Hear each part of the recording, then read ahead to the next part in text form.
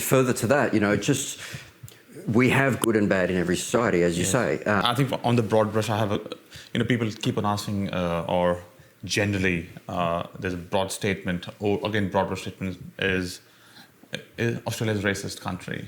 And then people ask me that question. So because I'm an engineer, I will not take 2 or 3 incidents of people who are not smart or saying something off their head to extrapolate that to people to all of the country.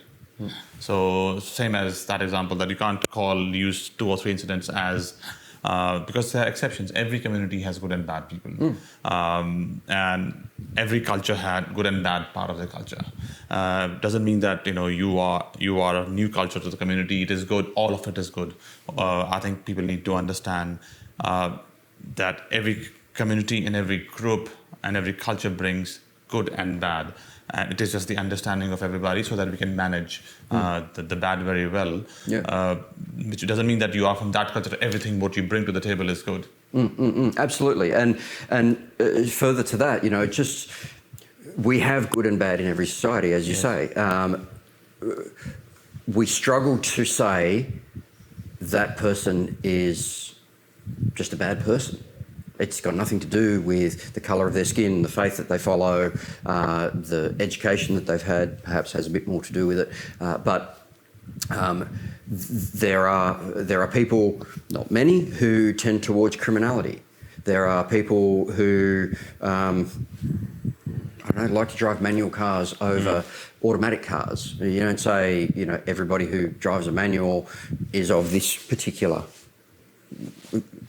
grouping. They're across all sectors, and in a broad society of millions of people, you inherently have people who have bad motives. And I'll preface this with I'm firmly of the belief that the vast majority of people do what they believe is the right thing to do with the information that they have available. Now we can question, is that the right thing by them as an individual?